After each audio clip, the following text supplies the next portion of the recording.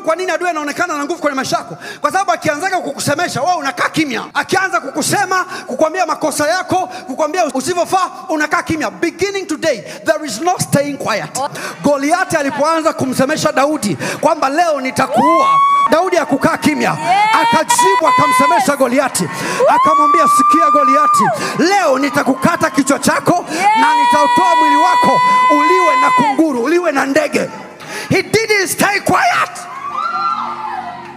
By the way, akiongea mara moja, nenda umbali mrefu wewe, ongea mara 10. Chukua andiko hili, chukua andiko hili, mtulie mezani, pap. What do you say? You wanna talk? Let's talk the talk. I am ready. Tumekimbia inatosha. Kuanzia sasa tutazungumza. Akiongea tutaongea. Shout again, let's talk about it. Let's talk about it. Umekumsuta shetani? Look at you.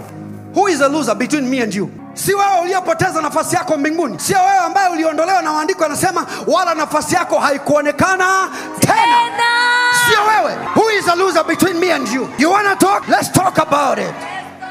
Shetani anataka kukuonesha kesho yako haina uhakika. Eti kesho yako itakuwa ni mbaya. You wanna talk? Let's talk about it. Mimi ninaijua kesho yako shetani. Kesho yako ni kwenye ziwa la moto milele. Hautawahi kutoka. I know your future. Umeshahukumiwa hukumu ya milele.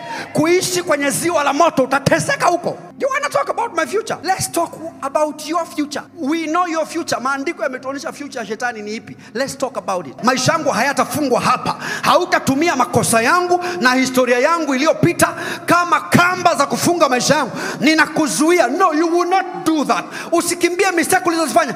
Si anakuletea mawazo, anakusemesha. Fanya kikao naye. Mwambie let's talk now. What do you say? Unataka uniambie nini? Unachoniambia na mimi nina kitu cha kukuambia. Ya kale yote yamepita kwa sababu niko ndani ya Kristo. Yamekuwa mapya. Nina future ndani yake. Nina uhakika wa kesho yangu. Kwa sababu kesho yangu haitegemei nilichofanya jana.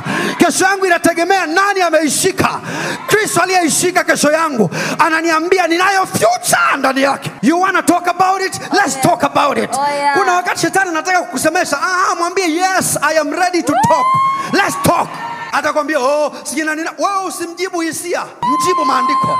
Mwambie njia ya mwenye haki ni kama nuru ing'aayo, ambayo inazidi kung'aa na kung'aa mpaka mchana mkamilifu. Ninatoka kiwango kimoja cha utukufu kwenda kingine cha utukufu na kwenda cha juu cha utukufu. Sitazuiliwa na chochote. Sitazuiliwa na maneno yako. Sitazuiliwa na hukumu yako. I refuse you that. You want to talk devil? Let's talk. Mapepo mnataka